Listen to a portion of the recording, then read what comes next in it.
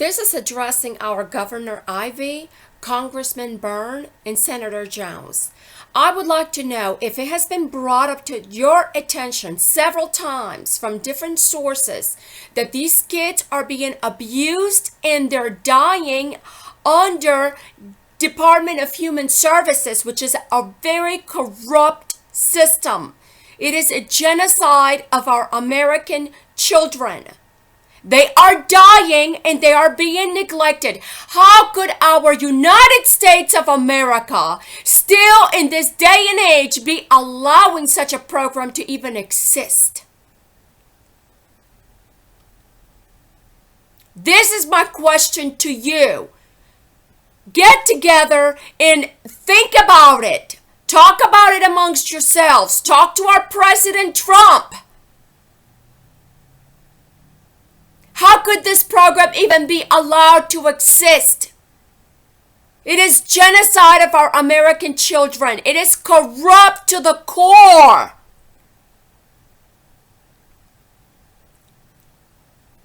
These clinical psychologists, they're feeding their morbid curiosity.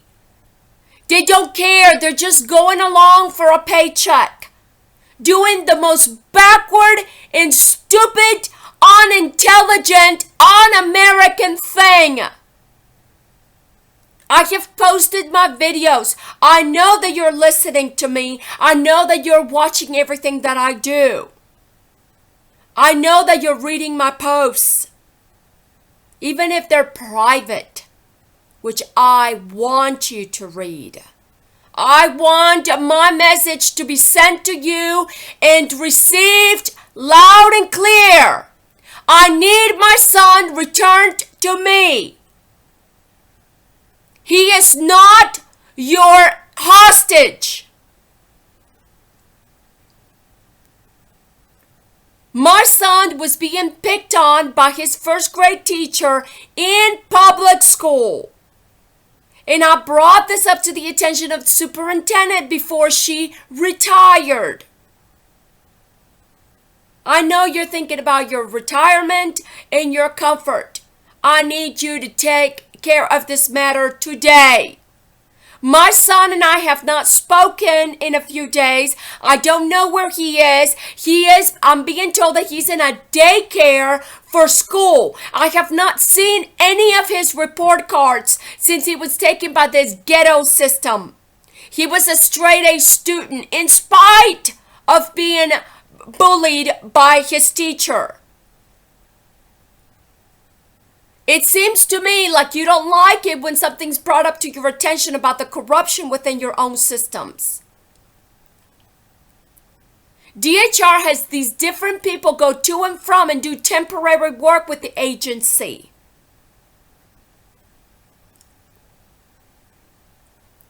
Parents are signing documents that they don't even understand, and it's like a team against the parent or parents, targeting the poor. The guardian ad litems are not speaking on behalf of the children in court. They're just collecting a paycheck because their names are associated with the children that they're representing, which they're not.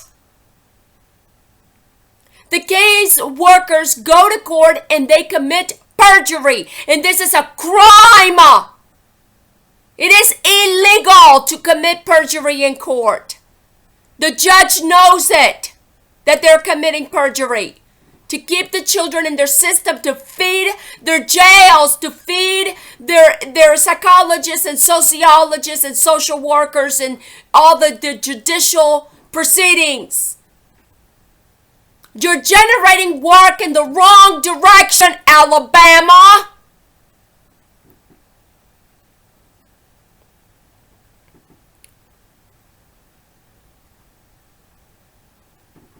I am not here to be getting attention for myself. I am in my robe. I am in my sandals. I have eaten my food that I prepared from last night. I microwaved it and I ate it as I read and listened. I'm not making any of what I'm saying up. I'm not giving Alabama a bad reputation. Alabama is giving Alabama a bad reputation with its corruption, and especially D.H.R. corruption. We cannot allow these kids to be in this system being passed to and from. And if you're telling me that I am good enough to be here providing within my means, I am providing with my unemployment. I cook, I go grocery shopping, I provide, I take care of my partner's needs.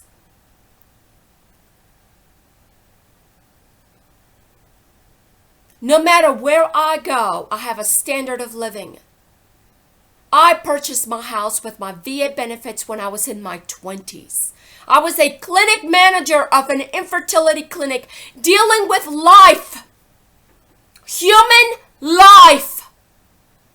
At that age, I was given the opportunity to work and the responsibility, entrusted with this amount of responsibility. Seeing all of the infertility patients from the southeast region of this country who were military dependents needing our services. I did that at the age of 24. I've been denied a job and I've been mocked by people who just barely entered this country. People who don't even know what the heck is going on. I had people coming from New York that were coming from New York to Mobile to do business, or from other states. And I had this particular Hispanic gentleman tell me that he did not want to be involved in any kind of hard labor because he didn't have the bone structure for hard labor, that he was tired of that kind of work. So he bluffed his way into the manufacturing of aircraft. And he wanted a stable job so he could bring his wife and family to the United States. He wanted me to help him translate some paperwork for the immigration. I was naive. I did not know what the heck was going on. Then he proceeded to tell me that black Afro-Americans in this country are just right down lazy, and that's why they oftentimes are on collecting welfare. He said that he was advised not to collect welfare until, because that would compromise his getting his paperwork, a legal right to work here, or his citizenship in the future.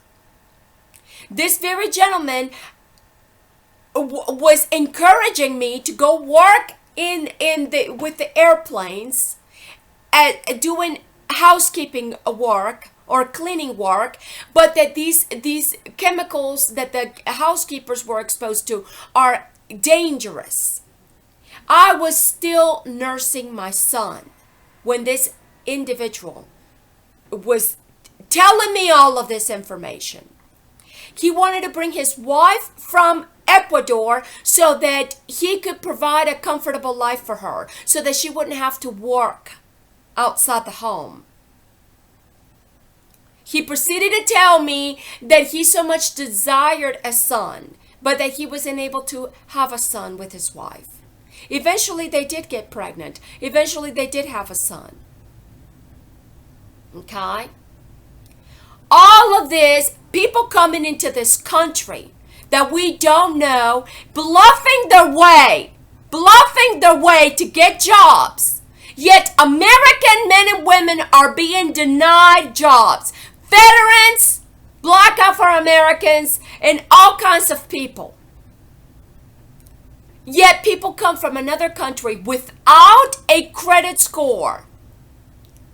Without a credit score, because their country doesn't have a credit score. And we don't scrutinize people for not having credit. We give them a clean slate. Yet we scrutinize our own people because we need to make money from our own people, our own American children, our own veterans, our own poor, so that we can give away. I have had enough of this hypocrisy. When I lived on Sage Avenue, I had just gotten to Mobile, Alabama, and I'm here in Montgomery now, but I had just come from another state, from Mississippi, which is right around the corner, because that's where I was stationed. I served my country. I was honorably discharged.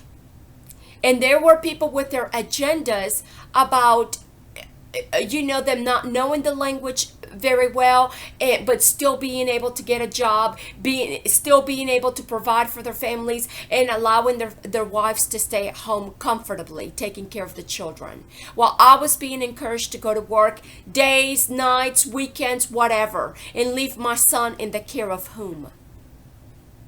This was purposely timed and orchestrated, this pickup, and I will not have it. Not for religiosity, not for politics, and not for anything.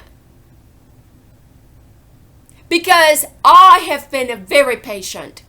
I have advocated for the rights of people, all colors, within my means, because people were coming to me with these concerns. I'm not a politician.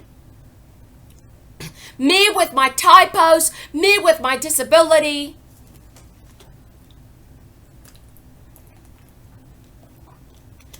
I was reaching out and speaking on behalf of people, not just Latinos, because I am not just a certain Latino race. What is a Latino race? I am tired of people being proud to be Latino or proud to be black, but when you are proud to be white, you're a racist.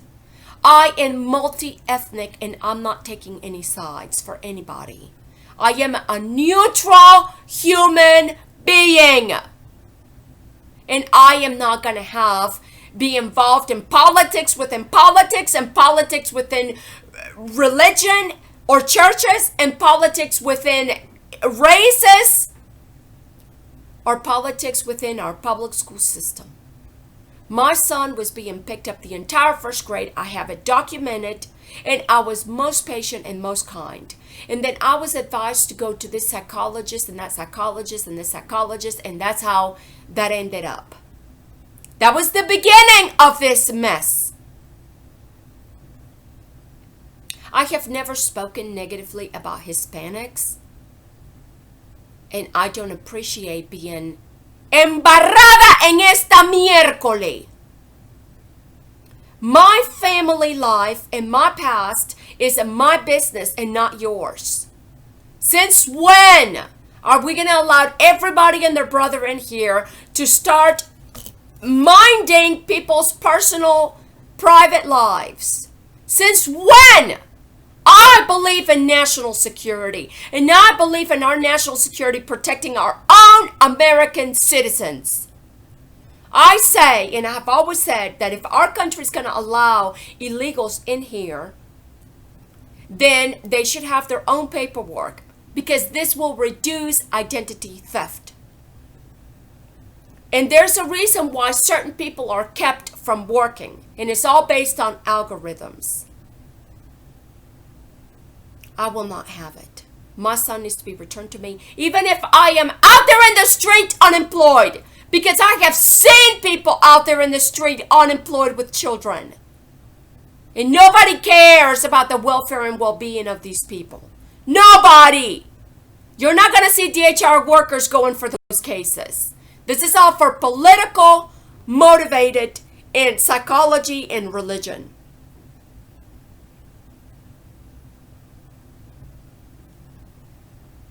And if somebody from Ecuador is going to come in here and tell me that they're going to bluff their way into working in a field so that they can support their family, for their wife to stay at home, then let us take a look at the situation. I say I am who I say I am. I haven't bluffed my way into any jobs. all I have to say about that. This needs to be fully investigated. Because when I lived on Sage Avenue, I was told, don't trust any of these people. Any of them! I have never spoken negatively about Hispanics, but I don't appreciate the racial discrimination amongst you, even amongst you, in the hypocrisy amongst you. I'm not going to be going for this versus that because I'm Latino, because I'm black and white and all the colors in between. And I'm sick and tired of the hypocrisy about this Black Lives Matter. Well, black lives and white lives and all lives matter. I am not going to be caught in the middle of it, because if you want me to fight for your right, for your cause, then meet me at the cross of Christ. Not sacrifice my child or your children. No, not your children. Other people's children. That's what you're doing. These children in the D.H.R. system need to be given back to the parents from where they were taken. My child was taken when he was in my custody. His father in Brazil has nothing to do with Alexander, since he wanted to go back to Brazil. Since the moment I was pregnant, he wanted to be caught by immigration so he could go back to Brazil for free. He did not want to pay American taxes. So, I want to know why you're so interested. This new attorney that was, what is the word I'm looking for? That was assigned, these so-called assigned attorneys by the court, who are not representing the parents, just like these assigned guardian ad litems for the children are not looking after the children. All of this is a circus. When I've gone to court, I've been there on time, sat there for hours in the lobby. When I'm told show up at 8 o'clock, and I've sat there until 3. And the judge kept resetting the court and resetting the court. And every time I go to court, there's different caseworkers and different attorneys from D.H.R. And the last time I was assigned Jackie Brown, she brought up her colleague whom I had never seen before. I don't know who these people are. And what he brought up to Judge Naaman was that they had established contact with his father in Brazil. I don't even know if that's true. There's child trafficking in Brazil, in America, in Africa, in Latin America. I don't trust any of you! Any of you! Because you don't care about the quality of the food that we eat, much less than the children. You don't care about the environment that we're breathing, much less our children. I have worked in this country and I can prove it. I will not have this country disgraced anymore by allowing everybody and their brother to come in here and bluff their way into their jobs, only to take away from American workers. I am sick and tired of Americans being victim of this so-called identity theft, because it is our own American government who has access to this American citizens' private lives, who are selling this identity. When these children go missing right in our faces, you don't have the footage. But yet, when somebody bends over,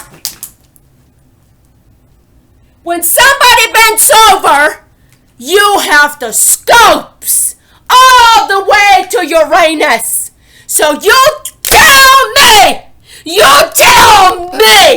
that you don't know where these kids go. They go to a meat factory. That's where they go.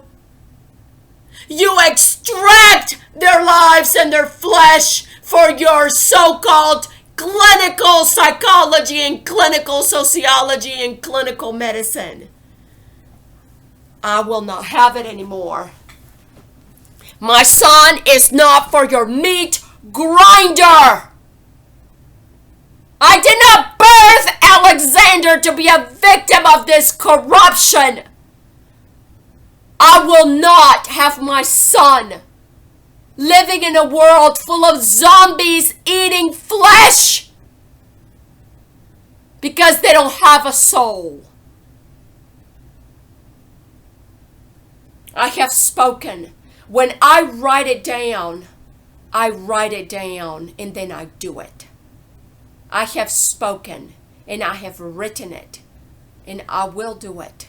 And you are going to help me, because when Alexander was a baby, I taught him, Alexander, we've got to pick up our toys, because I did not want to raise a lazy person. I wanted him to learn responsibility early on. You pick up your toys, because when I speak, I want to speak softly. Son, please pick up your toys. Please pick up your toys. Please pick up your toys. I speak, but you know what? Don't tell me that disciplining your child is against the Word of God. Read your books. In God we trust. In God we trust in this country. Read your books. D.H.R. is not a better parent, and these foster parents are not better parents to our children. They're getting passed around and used for the meat grinder, while we let other people come in here to bluff their ways into their jobs. It's not fair, America.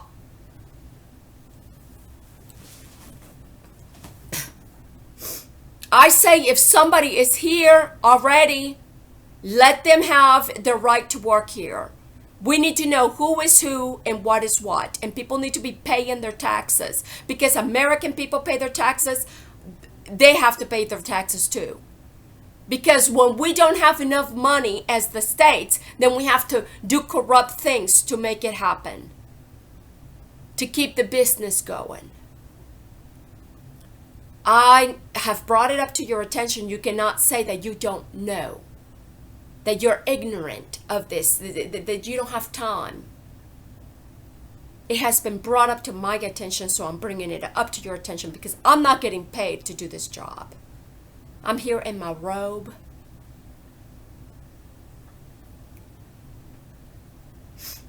And I appreciate my unemployment, but I'm not familiar with taxes and unemployment. And at what point I'll have to pay on taxes on the money that I'm receiving. But I'm not opposed to paying taxes. I didn't go on a shopping spree and spend all my money right away.